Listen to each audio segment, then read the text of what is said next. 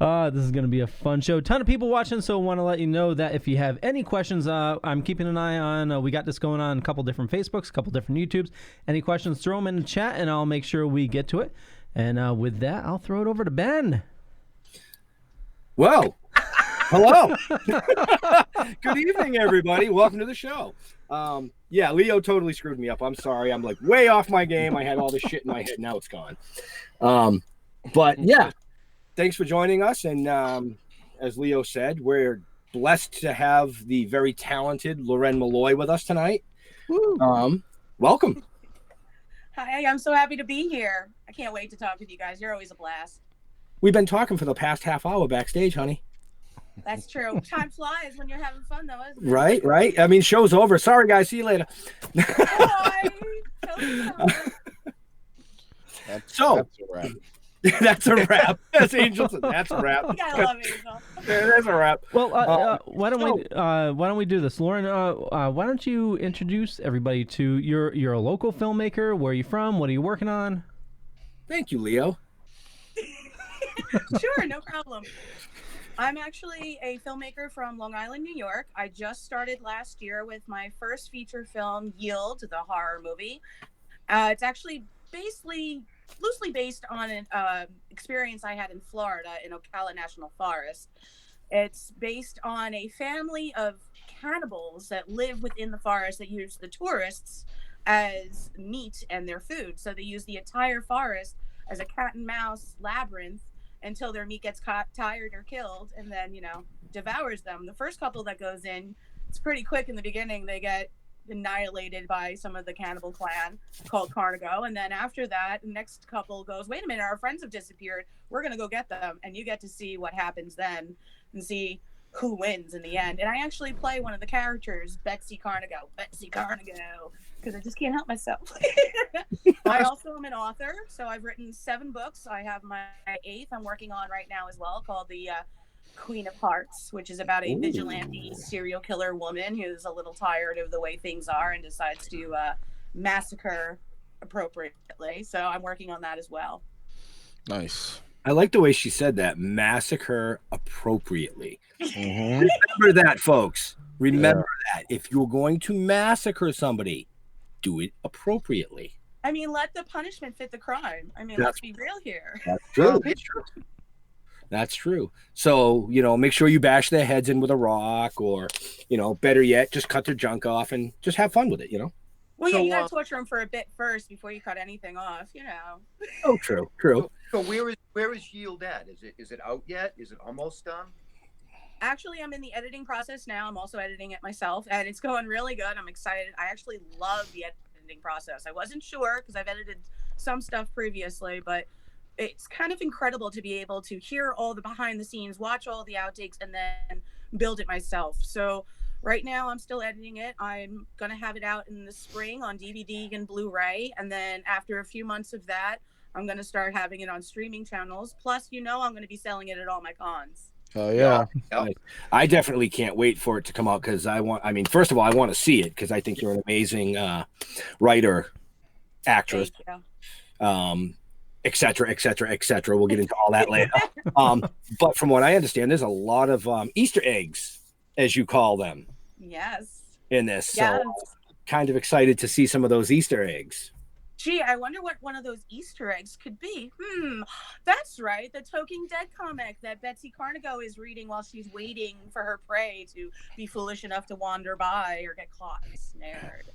So you'll see a bunch of little scenes where I'm reading it in my little blue plaid dress. I love it. When you sent us that picture, I shared it to Jeff immediately. I'm like, look at this, and he's like, who's that? What's going on? And I'm like, that's Loren Molloy. I told you about her. I met her at ScareCon. Blah blah blah blah blah. I'm slow when it comes to connecting dots. Yeah. So just real quick, just keeping up on the comments here. Angela Bergeron says, She Devil herself is my favorite. William Pace says, why are we looking at Ben when Loren's here? Right? I mean, hi, I just don't have what it takes to keep the interest. That's why I wore this outfit. It's because of the necklace we're saying, right? Of course, that's what we're saying. It's the necklace. Exactly because of it. We got Steven from Super Retro Throwback Reviews, Tracy Parkhurst, and RW as well. A bunch of people in the chat room. So if you have questions, especially, local filmmakers, how to get started, anything like that, certainly post them in the chat room and we'll make sure we get to it. You mentioned editing. So if you don't know, I did a little documentary myself, and it was shown at a couple cons. But I love the editing process, except for when it crashed. What are you using? What makes you love the editing process? What are you working with? So I think being a creator, you need to be a little controlling to make sure the vision comes out the way you want. So directing it, producing it, making sure the script was the way I wanted it, all the characters, and then the editing process gives me the ability to the best of my capability at the moment, to make it the visual representation of what I saw in my head, where if I gave it to somebody else, they might give me something back and I'd be like, oh, good Lord. No, wait a minute. This was months. And no, because we each have a very singular picture in our heads. And, if somebody else handles it, it's going to be different just for the sheer fact of a different person handling it. Yeah. And I use DaVinci Resolve. I love the program.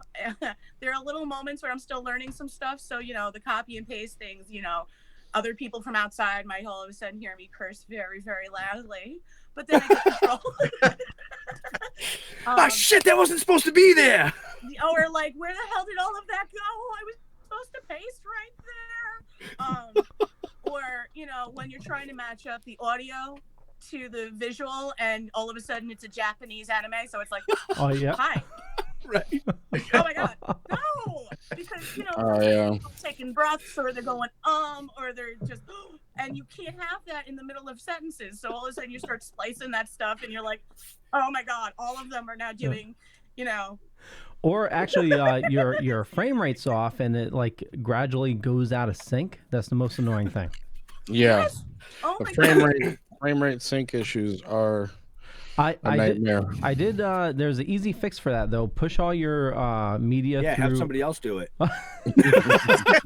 Right? Push all your media through Handbrake first and set it to constant frame rate. Or I believe that's it. So you do that to all your media first, and now eliminate that drifting sync effect.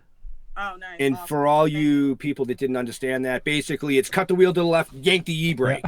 Yeah. Freaking A, yeah. Pretty much. Absolutely. Okay. Flip a bitch and just get through it, basically. Pop it. Punch it. I use fire drill. Just everybody get out, run around, get back in, and drive off really fast. Yes. No, I never did that in my life. What are we talking about?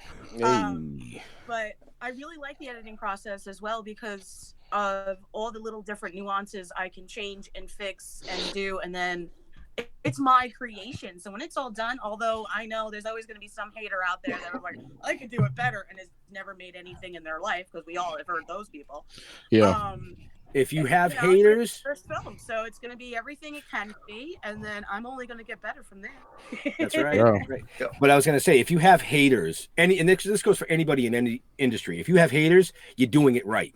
Oh yeah, it's that simple. You're doing it right. So speaking of creating, I had a question. How was shooting the film and all that kind of stuff, like getting everybody together on set? And what kind of different locations did you visit to get, what you wanted done?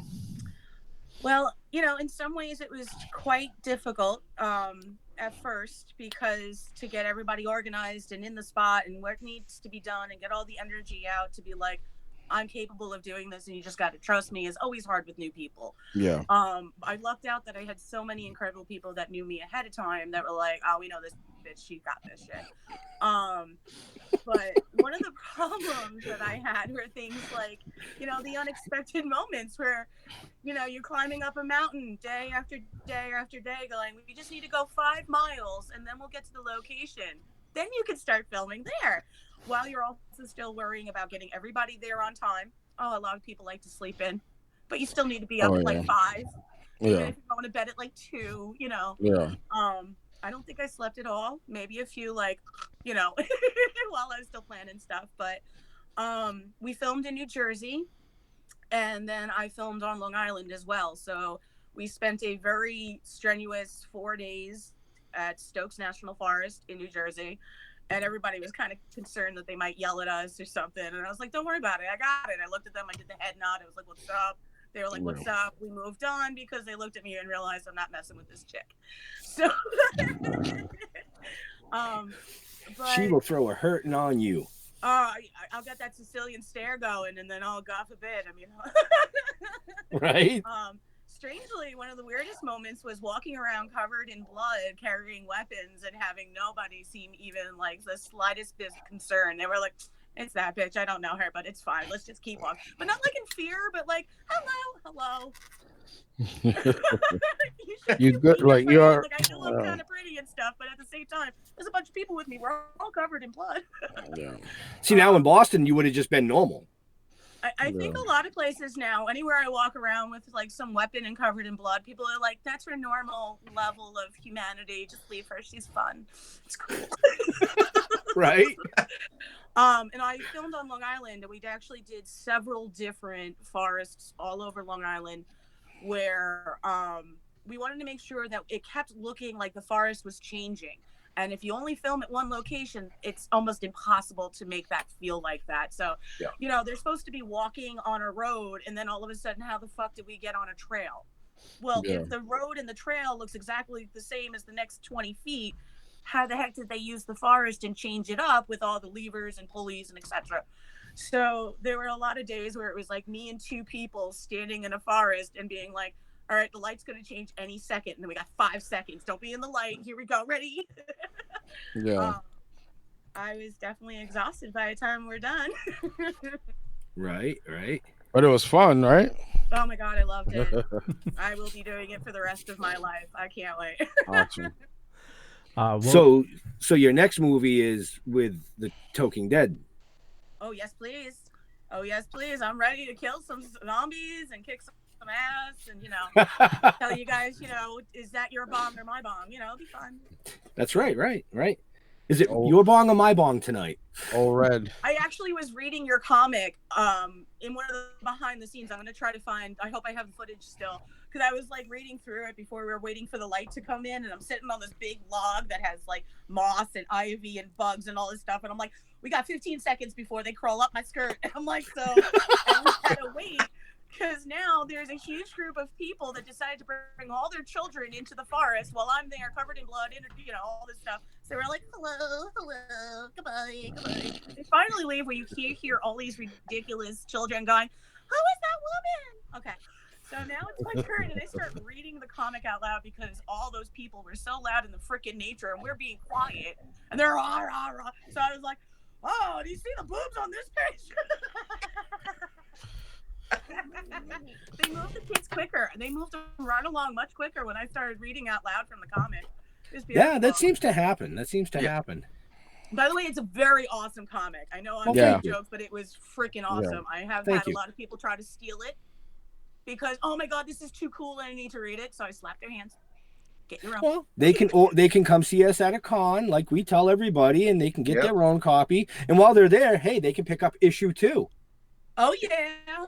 And if you wait till after April, Angel knows where it's at. If you wait till after April, issue 3 will be out. Oh, that's awesome. But this show's not about us. This show's about you. She mentioned it. Sorry, we just kind of chatted over everybody. Well, actually, I just wanted to say is if you are interested in Loren or the Toking Dead or Still Token, there's a bunch of information down below or up above, depending on where you're watching or listening to us. So you just got to check that. Click the linky. And it all depends on how you're laying. Yeah. Click the licky. Just real quick before we go get that whip. The film that Loren was chatting about just now is her film Yield. Yeah. Just for anybody, because I've noticed that a bunch of people have joined in. They might have missed that, but she was referring to her full length.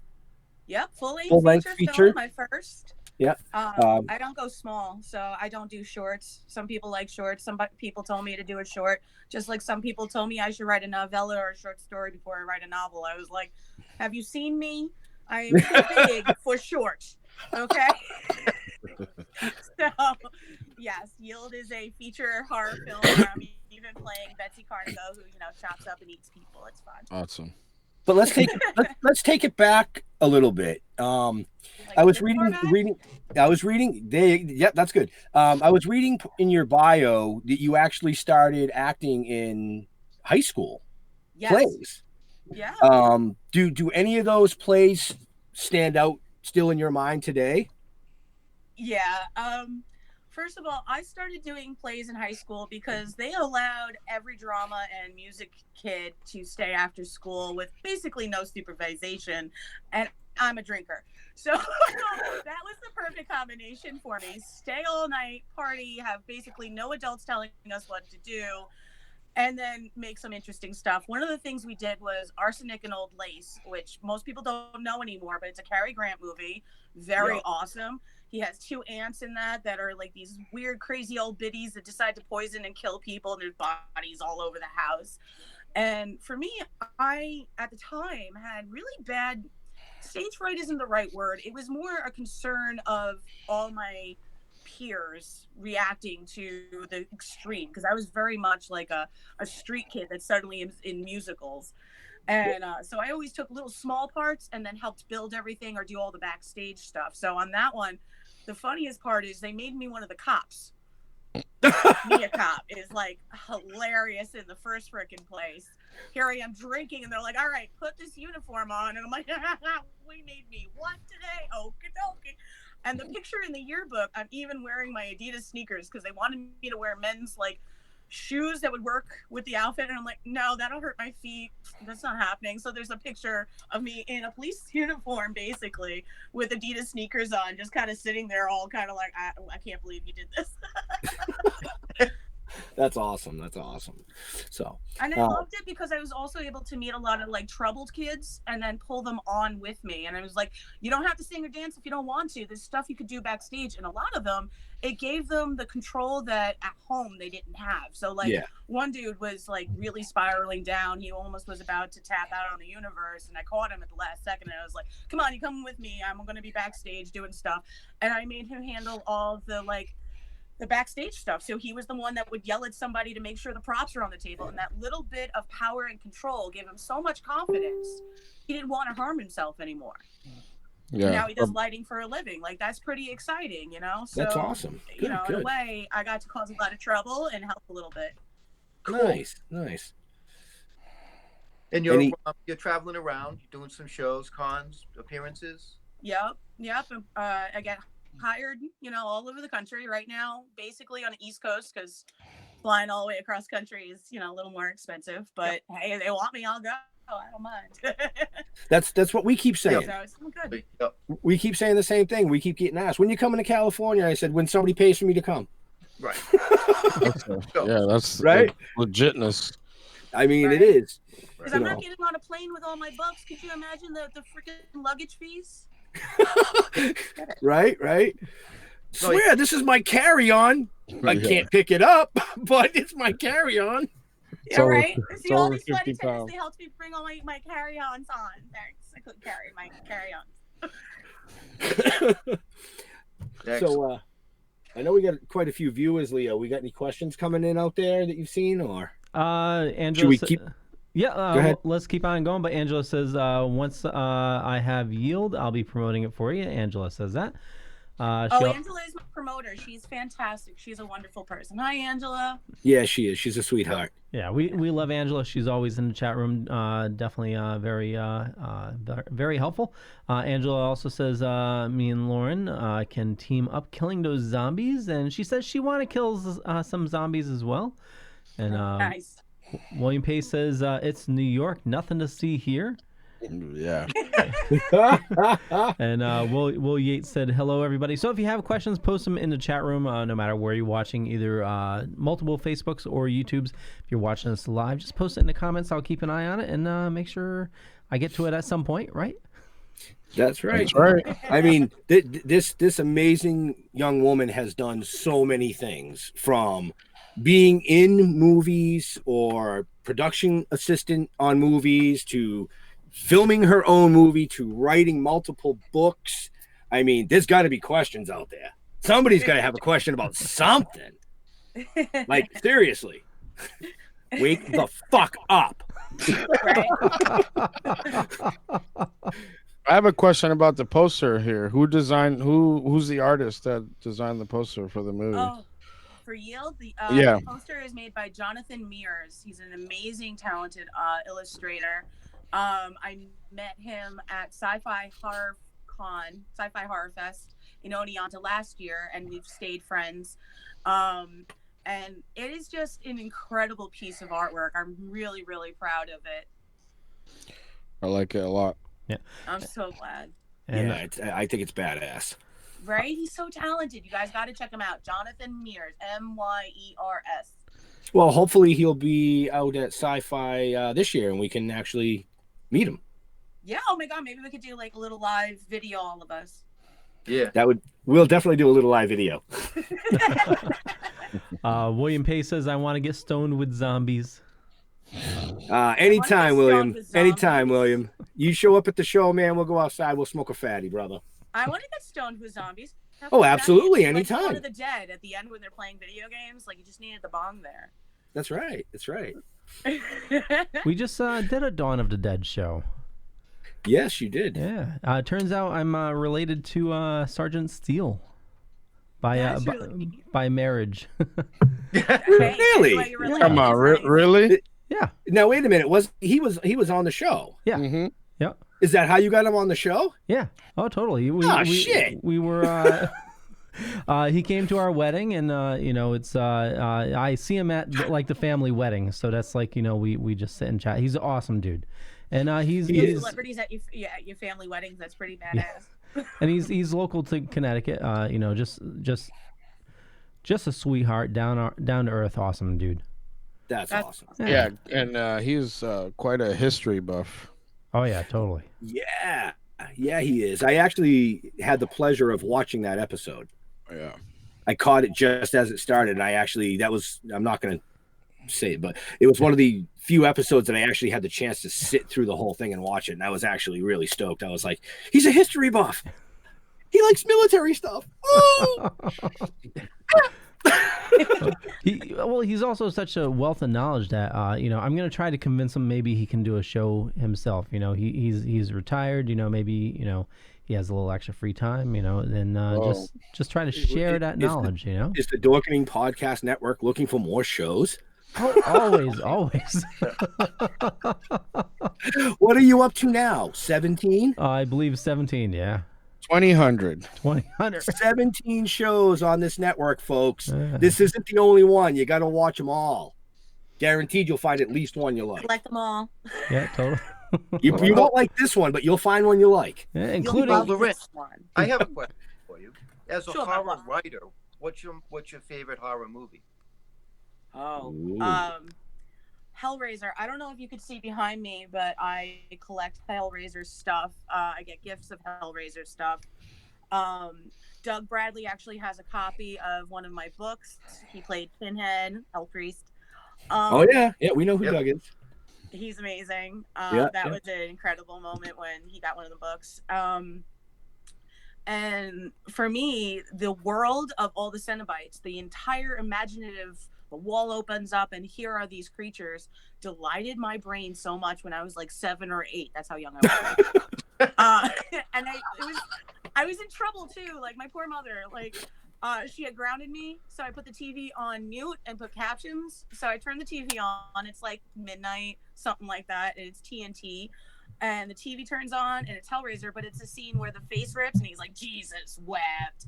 So I scream, wake up everybody, get in trouble. They unplug the TV from downstairs, but I want to see what happens. So after they go back to bed, I pile up all these books at 7 years old, reach the damn thing, plug it back in, turn it back on, get in the room, and I'm like, it's been my favorite movie ever since. That and Beetlejuice. Cool. Those two are just Beetlejuice. delights. Those are two good ones. House of a Thousand Corpses is the other one. I think it's tied all three kind of for first place because they're each inventive, creative, and then strong characters. Yeah. Excellent. Yeah, that first Hellraiser is definitely. I do have a question popping up on my watch party. Michelle Perkins asked, "Where can I watch Yield?" Oh, Yield will be out in spring on DVD and Blu-ray. After that, there'll be streaming channels, but for quite some time, it's just going to be the two because we need to have the money come in so that we could pay for the streaming channels. Most people don't understand that. Yep. Nobody gives you anything for free.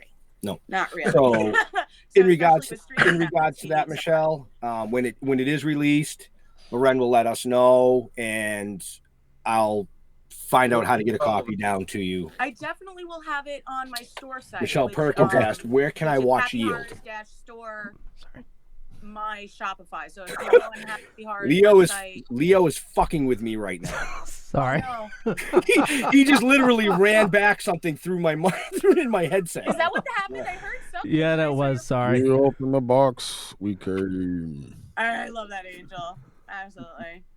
The only thing I don't have is the cube. So I have all these dolls of Hellraiser everywhere, but I never got the cube. Go ahead, Leo. Actually, I just bought the cube for Kevin.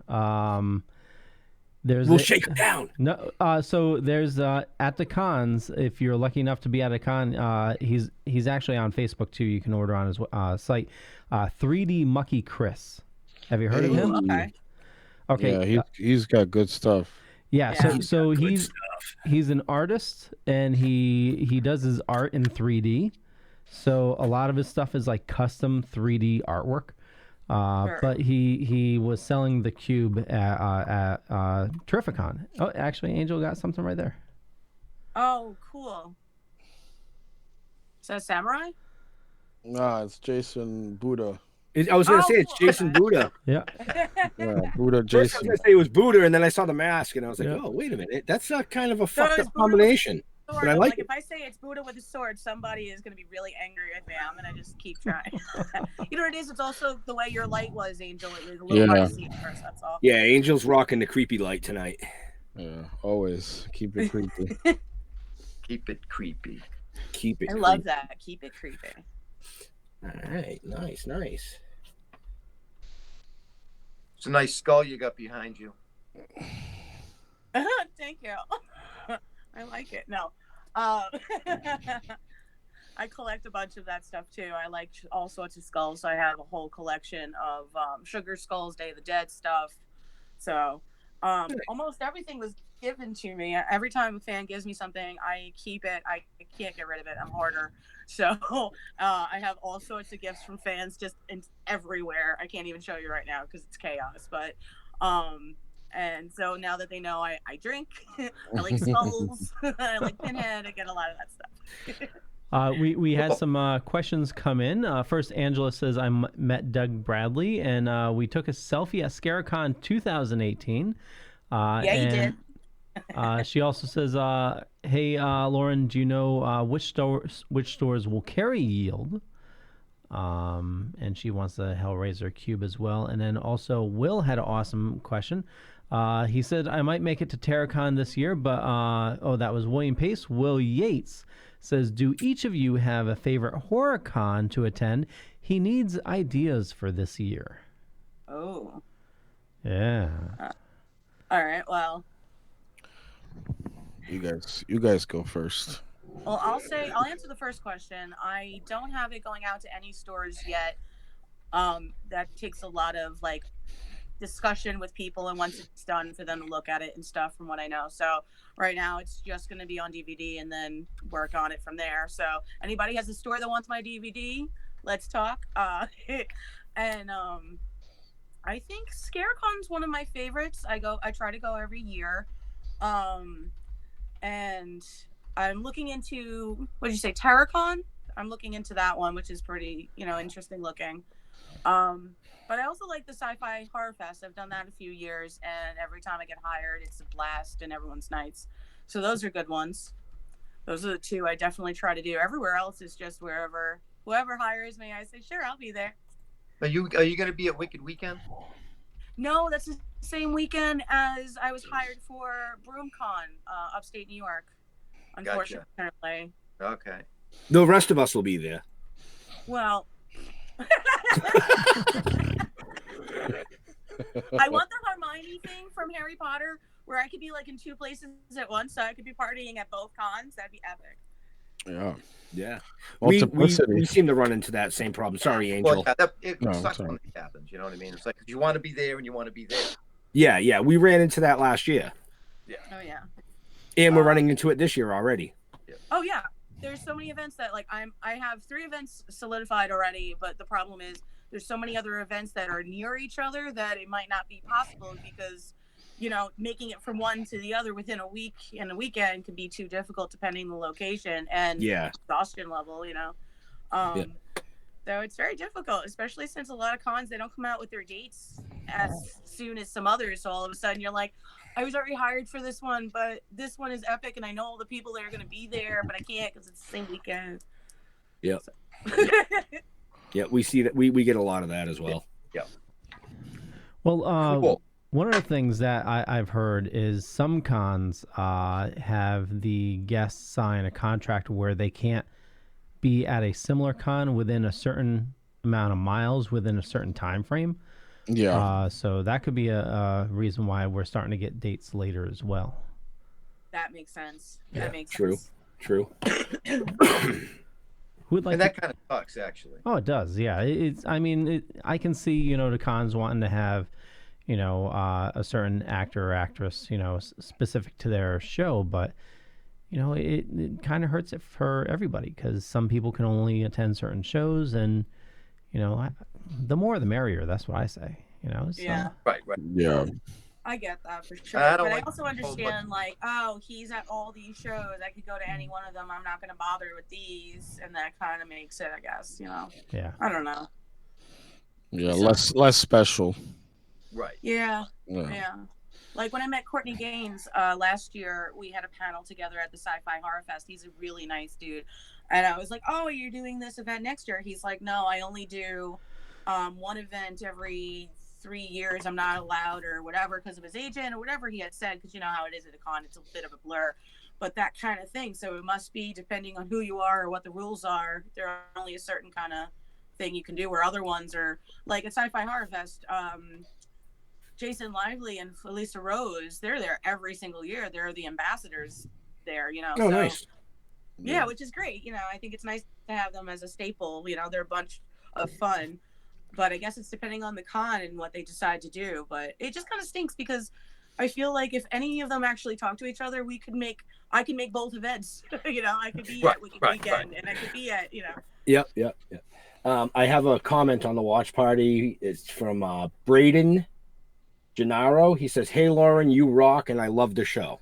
Awesome. Bryden DiGiorno is actually Yes, one of the thank you. actors from Yield. Well, thank you. Bryden will be in the beginning of the film. He plays Nick. He's part of the first couple that gets lost in the forest. So, hey, Bryden, I've been working on the edits. You guys are looking epic in it.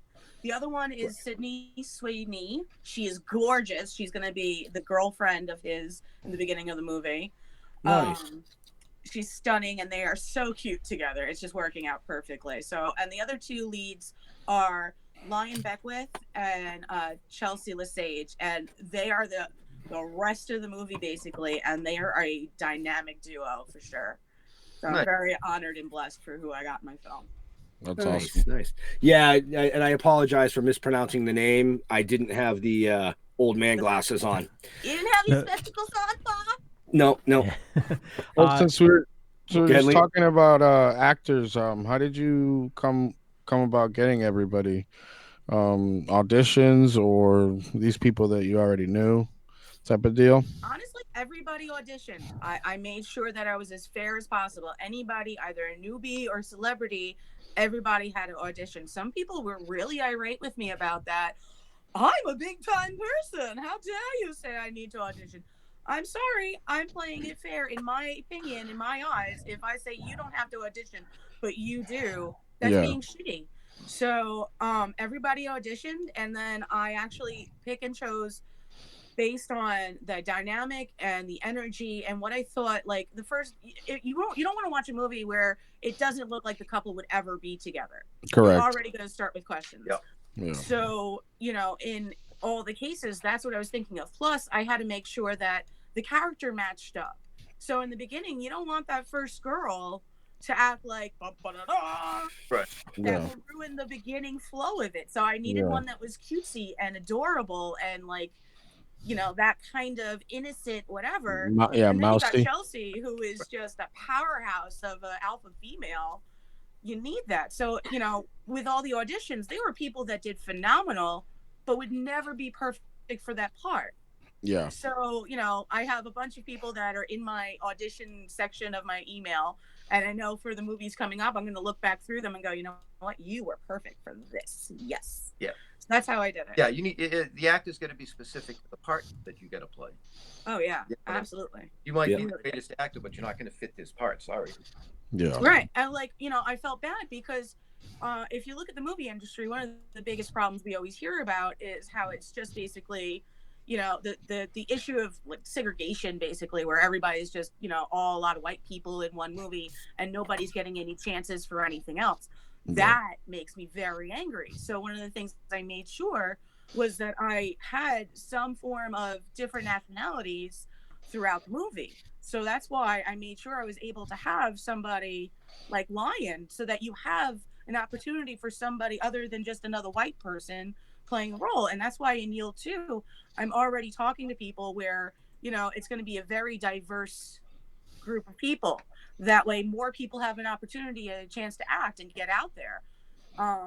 And, I think that's a big thing that we need to start doing, is not just be like, white bread America forever. All my friends are basically a mix of all sorts of wonderful stuff. And I had people I couldn't add to the first movie because I couldn't have, like, one of my dearest friends, she's Black, and she wanted to be in the part of the Carnigo clan, but that wouldn't make sense if all the Carnigo clan is white hillbillies. I would have to add so much time trying to explain why she was in it. So I felt awful. I said, but don't worry, I got you. You're going to be in the second movie where you're going to be one of the people I got to come rescue. So I'm already planning on Yield 2, where I'm playing Betsy, plus I'm playing the girl that's going to go kill all the people. So that's going to be fun. Nice. Whoa. Awesome. Did you have something, Leo? Oh, actually, I was going to say I opened up to watch party, so you don't need to keep an eye on it. Oh. Oh, nice. Leo's watching the watch party. Do you have to run an ad? I can't actually. Yeah, here we go. Are you supposed to? Let's do that before we go on to the next part of the show. Yeah, totally. So every single show is brought to you by Deadly Grounds Coffee. They're our sponsor. They're what pay for all the hosting and sponsor. Yeah, sponsor. Sponsor. It's the only coffee I drank. It's absolutely amazing. If you like flavored coffee, I'm on keto, so it doesn't give you any extra calories or anything like that, but it's an awesome flavor. Death by Chocolate is my absolute favorite. But Amaretto. Amaretto. I like all the ones I've tried so far. Oh, yeah. Yeah. But here's a zombie talking about coffee. Everyone thinks because you're a zombie, you don't know good coffee. Well, they're wrong. There's only one brew that gets my seal of approval. Deadly Grounds Coffee is my guilty pleasure. The aroma is so intoxicating. It brings all of my neighbors out of the woodwork. Deadly Grounds Coffee. Coffee to die for and zombie approved. It's good to get a little deadly. Use the front door! Oh, they're so disgusting. Jeff. Oh, there we go. We'll do that. I don't know the books. It doesn't matter. All you have to do is I don't know the name of the book. You don't have to know the name of the books. All you have to know is that she's an author. So just bring it in as she's an author. As your wife told you when we did the cameo last week, Jeffrey, you have to relax. Relax, Jeff. Here we go. Well, with that, we are back. In the watch party, Joanna, I'm gonna kill your name. I'm sorry, Lydia Varner. I'm so sorry if I got it wrong. It's Lady J. Lady J. Okay. Rick says Gumba Gumbies unite. Michelle says 100% agree with your mindset. I'm glad you agree with my mindset. Thank you. Lady J wants to know, what celebrities would you like to work with? Oh, everyone. Just everyone. It's always been a dream of mine to work on like Hollywood sets, but without the Hollywood grossness. So basically, I am Hollywood, and then I can work with anyone. No, uh, they're honestly all the different celebrities that I've met at cons.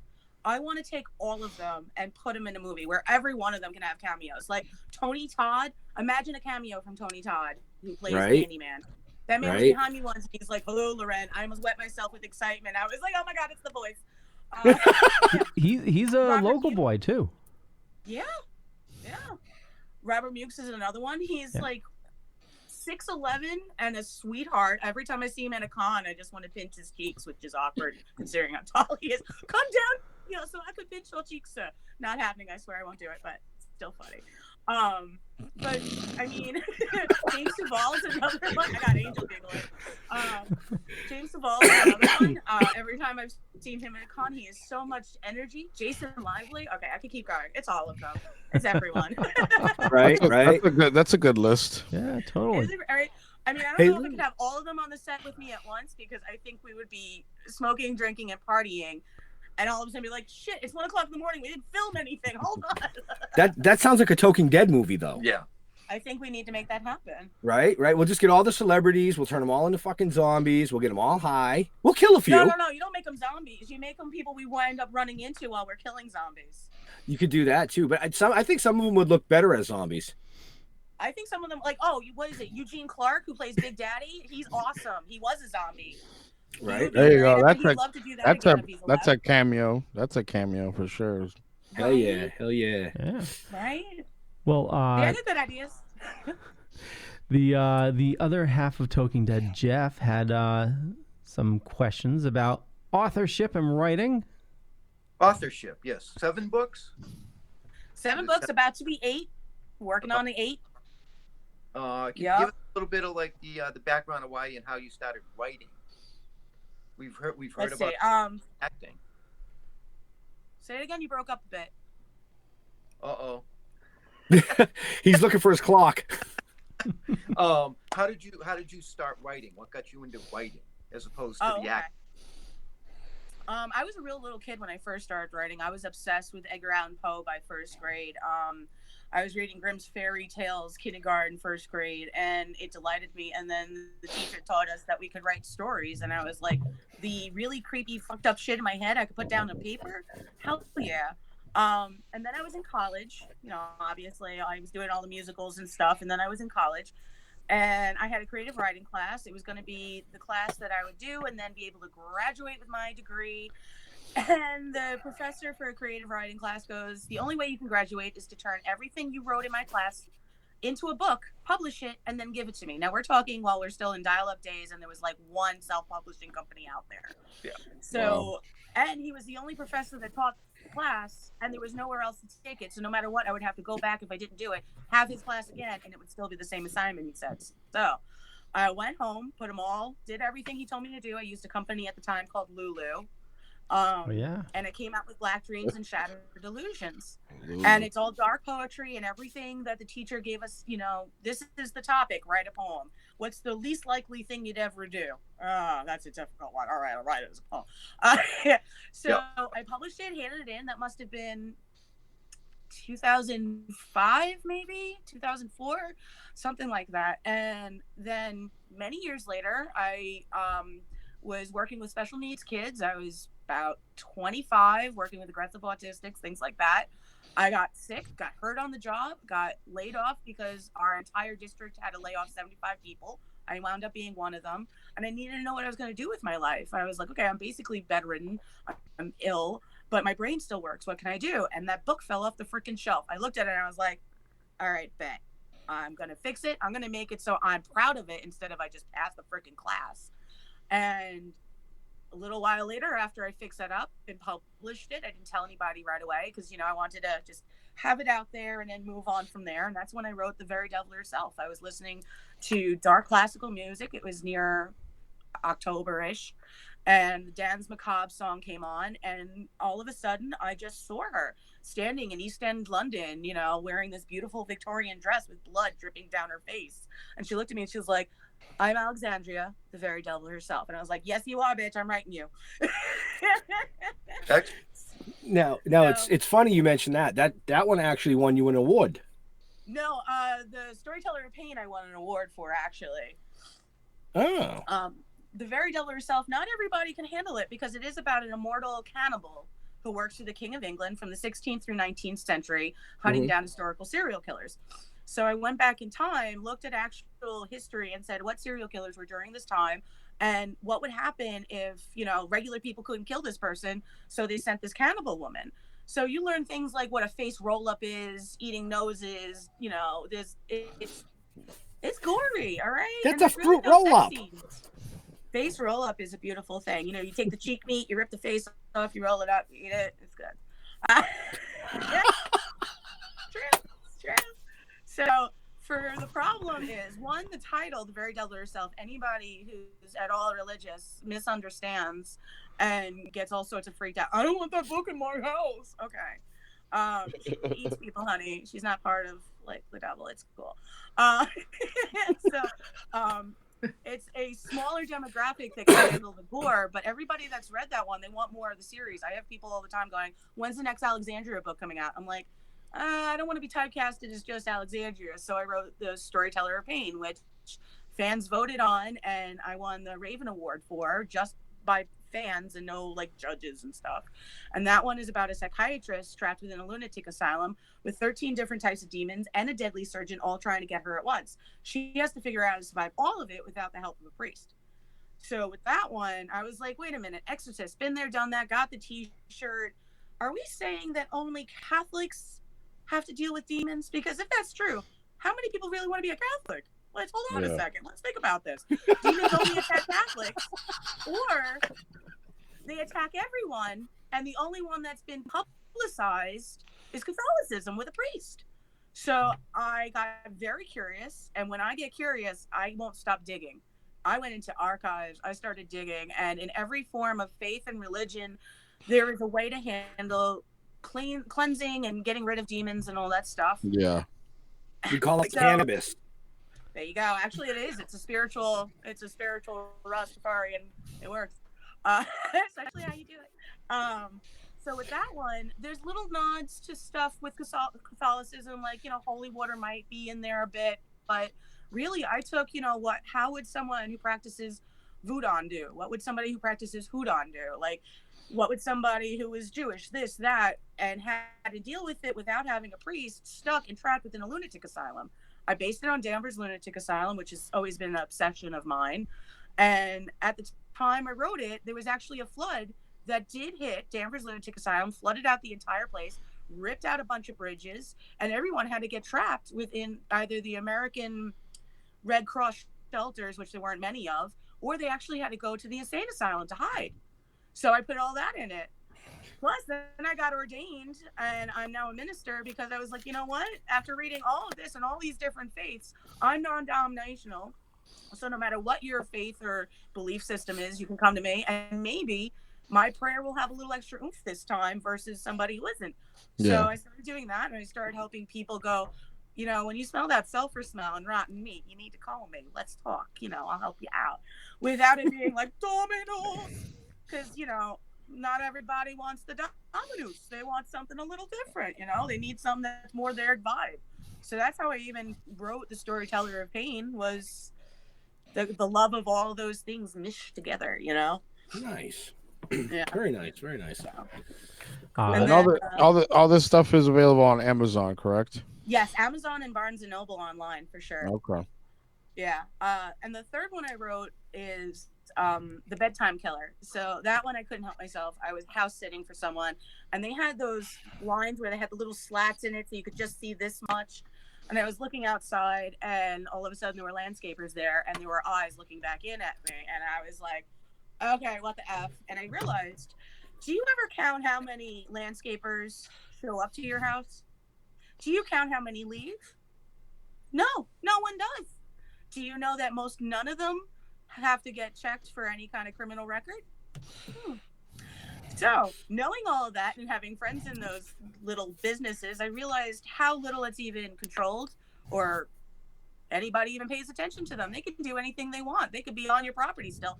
How do you know? All you know is that truck drove away. So that's the basis of the book.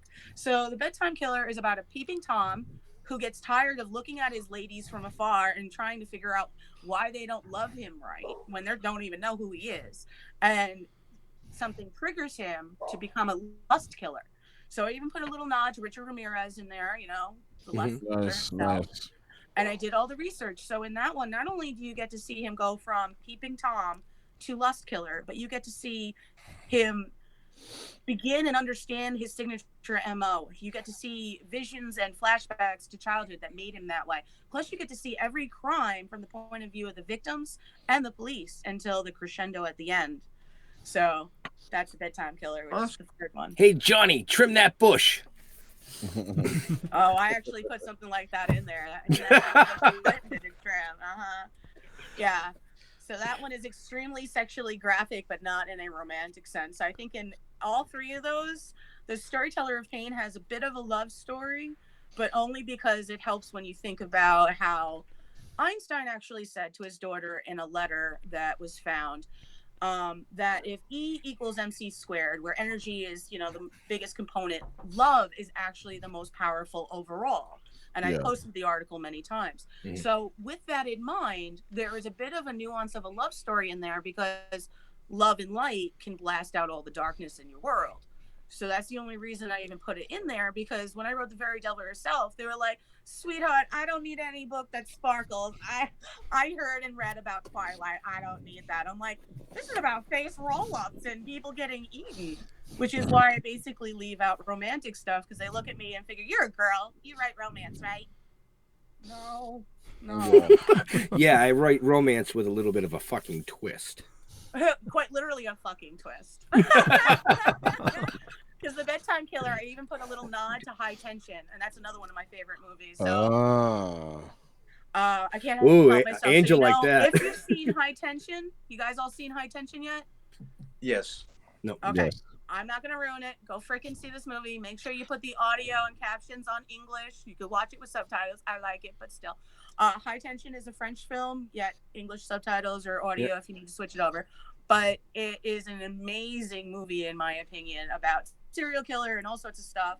And Angel, you watched that one. So you know when it's the serial killer in his truck and he's getting head? Yep. There you go. There's your nod. So when anybody reads The Bedtime Killer, which of course all of you are going to read it right now, I know it, and you know the movie, you'll understand my little nod to it, because I thought that was fantastic, because I'm such a bad person sometimes. Just real quick, Lady J says, I need to be in the Token Dead movie. And there's a comment by Rick Naya, Ben, if you want to read that. The one about the Goomba gummies? Yeah.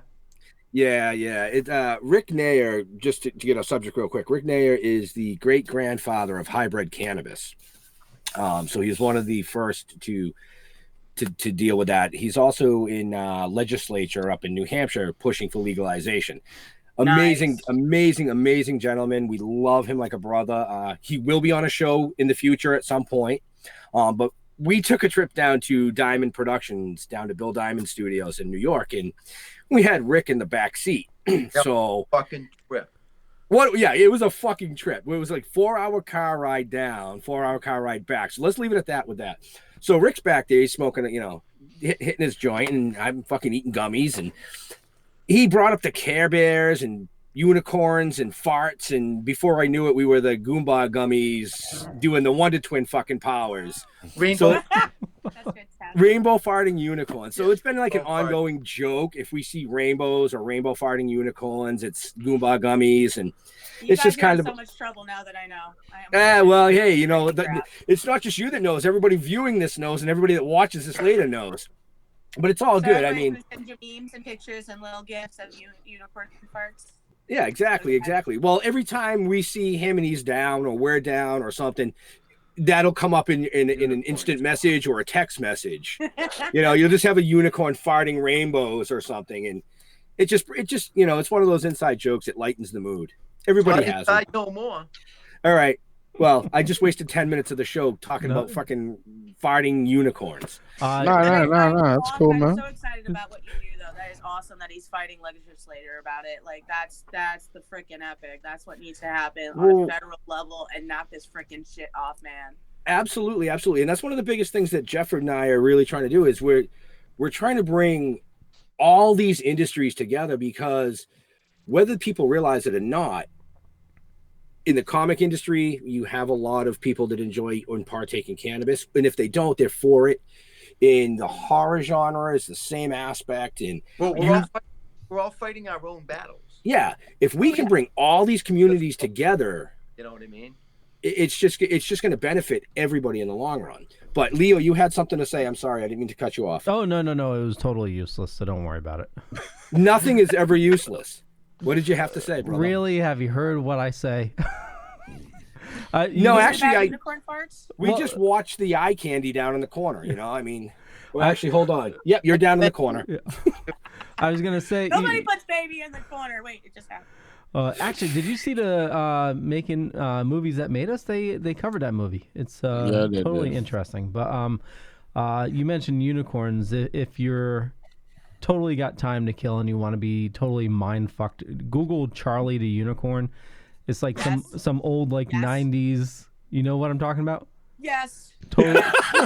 Totally. I must have missed that. Hold on. It, Charlie the Unicorn. Yeah, it's like from the it's probably early 2000s. Yeah. It's totally fucked up. That and salad fingers. Do you like my rusty spoons? Like Those my rusty spoon. Also, did you ever see the show Happy on Netflix with the freaking blue unicorn? Oh my god, I love Happy. How is that? See what you started, Rick? I've seen the commercials for it, or the ads for it, but I've never seen it. Oh, it's got Stabler in it. It's based on a comic book, right? Yeah. Nice. Yeah, it's the guy Maloney from Law and Order SVU. He's like a burnt out cop that's looking for his daughter, and he's like, I can't remember if he's like stoned or something, but his daughter's like daughter gets kidnapped. Yeah, and taken by a creepy Santa person. Yep, and her invisible friend goes to find the father, which is Maloney. So he's seeing this little rainbow unicorn, following him around, telling him where to find his daughter and stuff. It's really messed up, but it's awesome. So I know season 2 looks like it's even more epic. I can't wait. Yeah, I know you're watching the watch party notes. Yes, but I do have to say, I got to say this because Jeff's gonna laugh too. My wife Michelle just chimed in and said no one can be in the Toking Dead movie until Jeff's wife and my wife are in the comic somehow. So I just said, and I keep trying to tell her I can't put her in the comic because then I have to kill her, and that's just not right. Yeah. So, I'm gonna catch hell for that later, but that's okay. I'm still trying to think of a way where she could be alive. She could play an imaginary, like she's already been dead, and you just keep having it like flashback in your head kind of thing. Just saying.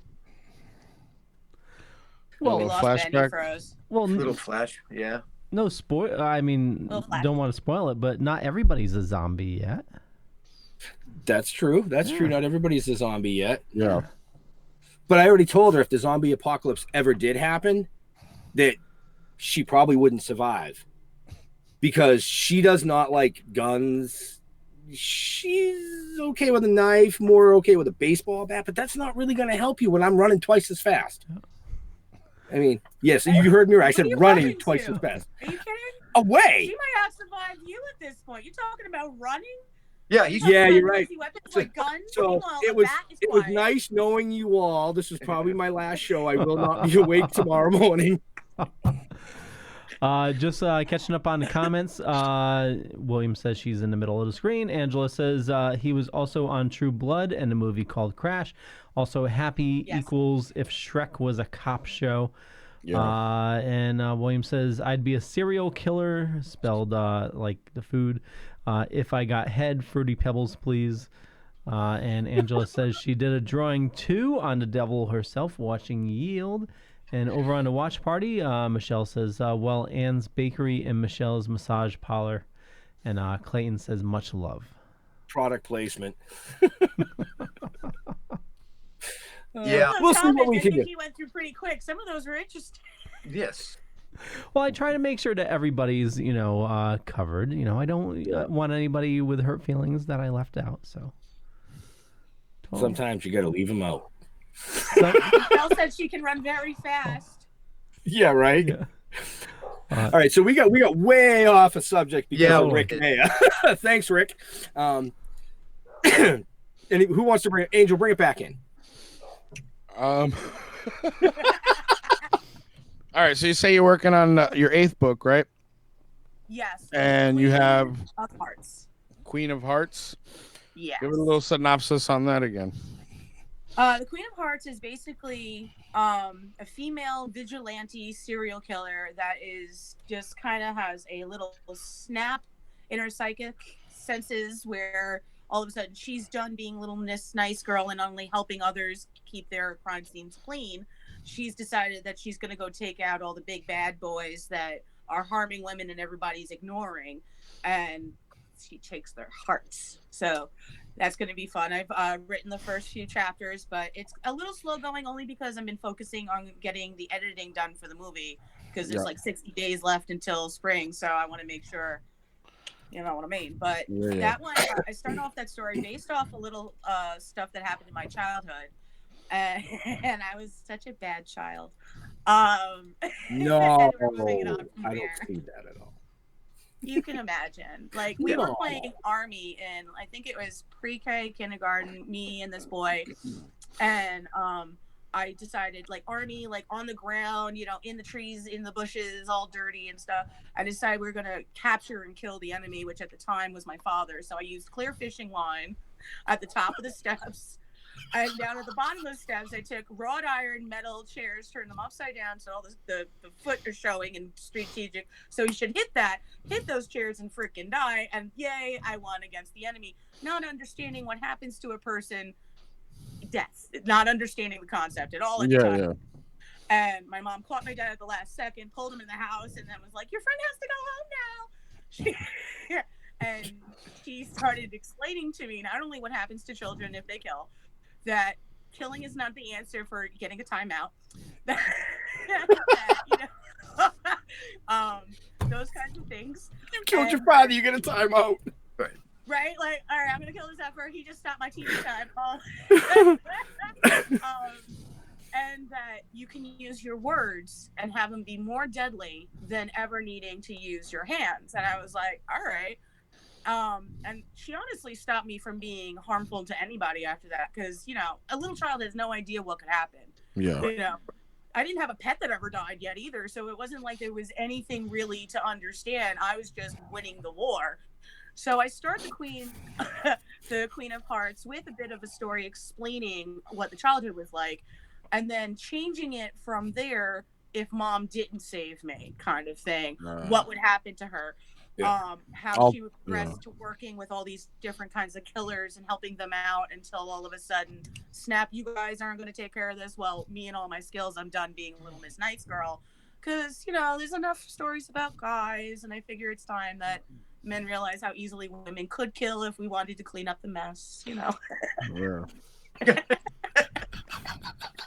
But there's cleaning crews. Most women don't understand there's cleaning crews. You just call someone and they'll clean it up for you. Brain matter and stucco stealing, though, that's a difficult one. You got to have a lot of hours for that. I mean, you know, in theory, I don't know. There's just crime. In theory. That's cleanup crews. I just need purple stuff. Go ahead, Leo. Yeah, Rick Naya had quite the post. I just wanted to get this out there.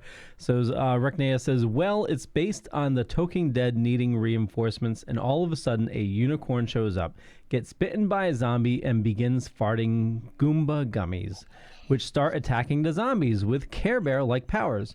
Goomba gummies unite! Haha! Love you guys to the moon and back. And see everybody soon. Rick, I love it. I want this story to be like an extra side thing. Can we make it the kids book, but not kids book?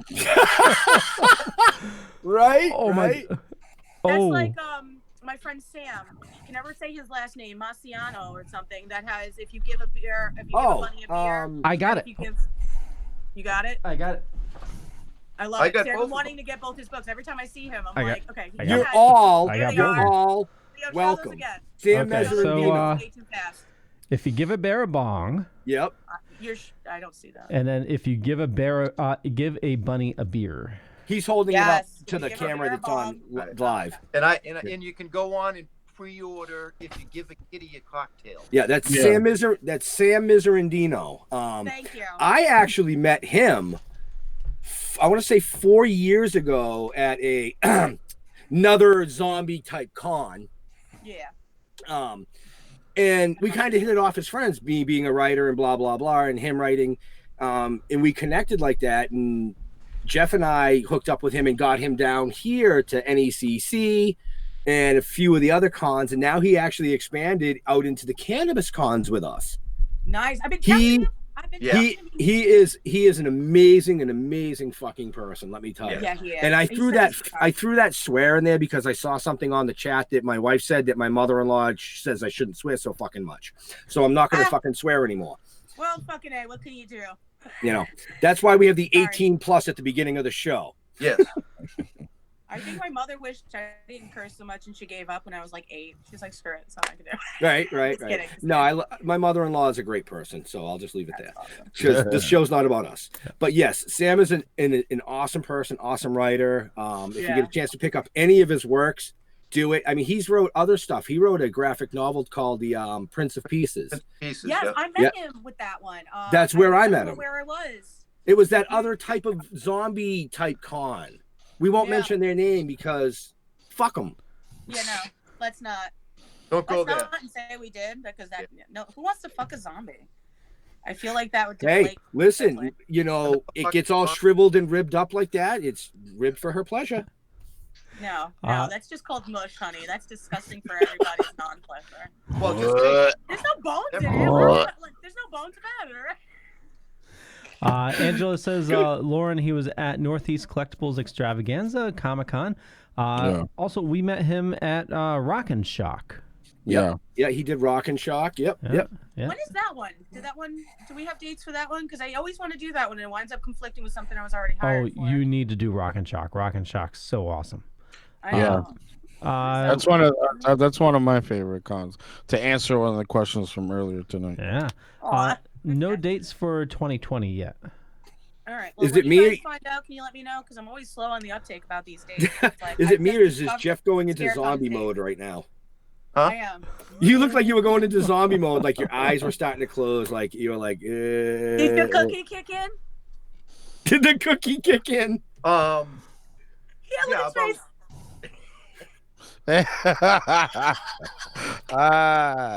You can tell by the smile. Right. Cookies. 20 minutes ago? Yeah, like 20 minutes ago. Who has cookies? Jeff has cookies. I made my own cookies. What? And you didn't Wicked share? Weekend. Imagine all of us on cookies having an episode. I think that would be wonderful. We need to make that happen. Not this kid. And won't cookies. No, the cookies don't bother me. It's the brownies. But the last time I had a cookie, we were in Barrie, Vermont. We had just finished the con. We were back at the hotel. It was probably like 9 o'clock at night. Jeff says, "You want a cookie?" I'm like, fuck it, cookie. Sure, why not? Boom. 20 minutes later, I busted out in hysterics laughing. And like, I was crying. I was laughing so fucking hard. God. He looks at me and goes, "What's so funny?" And I'm like, "The cookie just kicked in. I can't go to sleep now." And I literally got up and he got up. We went outside and sat on the bench for 45 minutes, laughing like high school fucking teenagers. It was a riot. In our pajamas. People were walking by like, what the fuck is wrong with these two? It was hilarious. So, yeah, cookies, yeah. Yeah, so Ben won't eat my cookies no more. No more eating Jeff's cookies. See, look at this, Leo. You're supposed to pull us back onto subject. Well, you know what? Speaking of books, if you want to learn more about Loren, check the show notes down below or up above.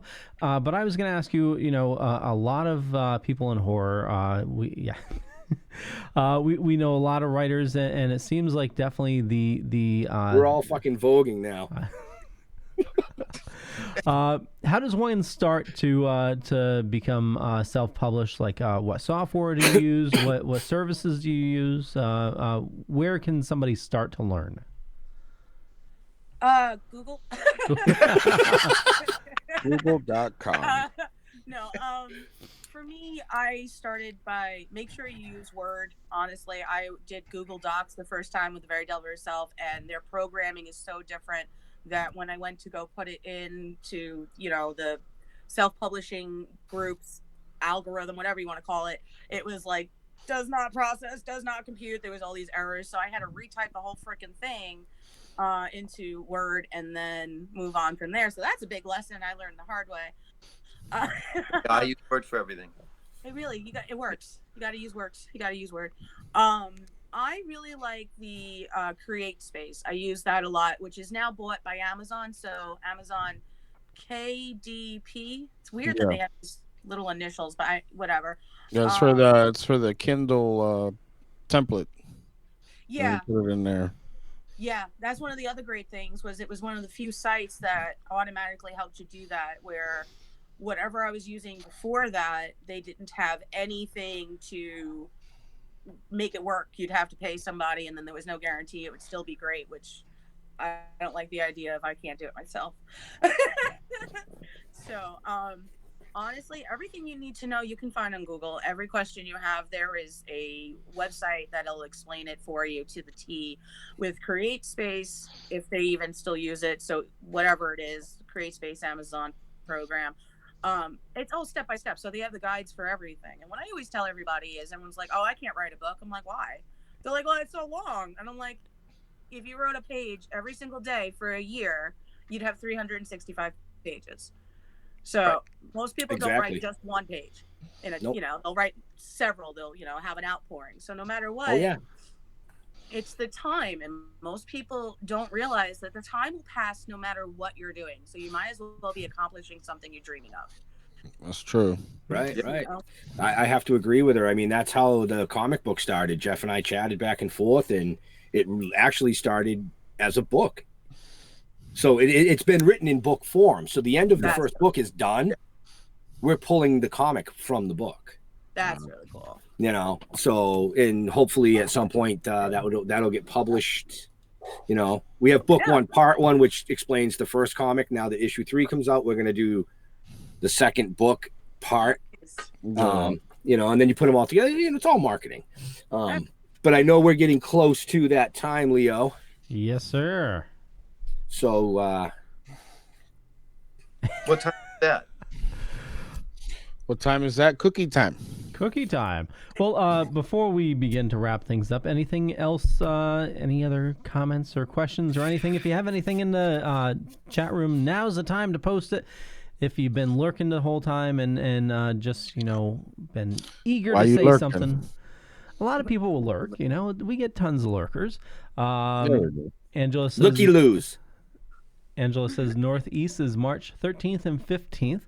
I actually took an extra week of vacation this year so that I can try to hit more cons.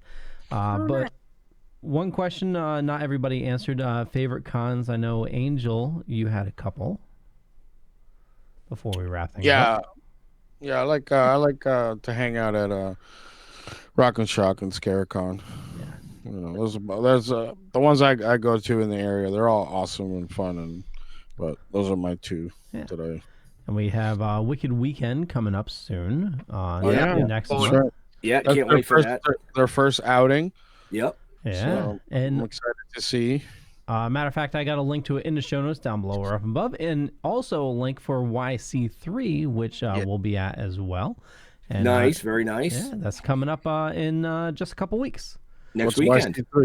Next week. Okay, next weekend. Next weekend, right? Next weekend. A week from this Saturday. 27th. 25th. Okay. 25th. No, I'm glad you guys are coming up to that. That's gonna be a good time. And like I said, what we chatted about last night and all that. Yep. So Philip from Dark Discussions is gonna join us, and also Alex Hoy. He's gonna nice. We're getting him a little bit of space there so he can sell his wares. He's a local artist, and check out his stuff. Alex is a good guy. Yeah, he is. So we'll do a rundown. We'll start with Angel. Where do you like people following you?